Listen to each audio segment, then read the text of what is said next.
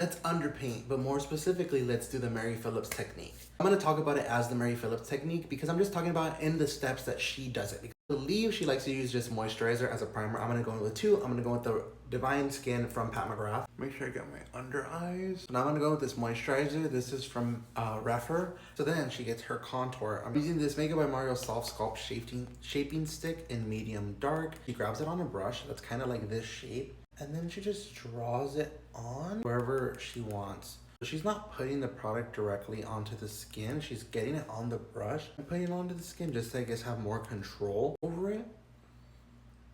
So I'm just going to be following around what her placement is. It looks like she's blending it for the most part with the same brush. I just cleaned it off a little bit to get off that product. And I'm going to spend these next little minutes blending this out.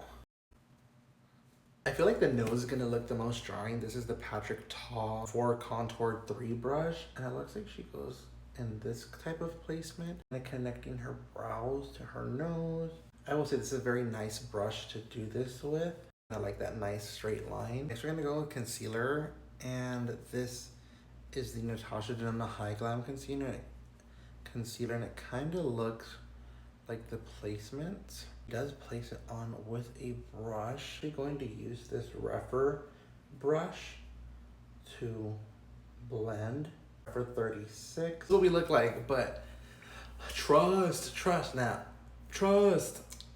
This is the Pat McGrath foundation, and I'm going to use it. I'm going to do a pump. I'm going to grab our brush. I already did a little bit down here, but we're just going to grab a little bit of the product on this acrylic palette and kind of blend it out on there a teeny tiny bit. And this is what the brush looks like. Put it down here and we're just blending out. We're just going to lightly go over areas. Crazy. So anywhere that you feel like needs to be blended out, just go over with this brush. You can kind of still see everything else peeking through. Look at that. Look at that. Look at that. Make sure you wipe your brush afterwards on a cloth so that way the foundation doesn't stay on it. So you can, use it again. Blush. So I'm gonna use this REM cream blush right here, and I'm gonna go in with a Refer number 19. It's just something I felt like was similar to the brush I was using before, because she does tend to use that for blush sometimes too. I'm gonna grab this on. Am I ruining my natural hair brushes for you guys? Maybe. And I'm just going to place my blush, because she kind of picks like one that just gives you a nice flush and something that's not, too crazy. So this is what we end up looking like. This is the finished look. What do we think? It feels weird because it's not too much makeup that's on, to be honest. I did go back in and add a little bit of blush from the Hourglass Ambient Lighting palette, and by a little bit I mean I grabbed 3 blushes and put them on, which might be a little bit drying, but whatever. Love the blush. So yeah, this is what we look like. What do you think? Is it something good? Is it something bad? How do you feel like I did with the technique? Do you think I should do it more often? I should do less often, just incorporate it sometimes?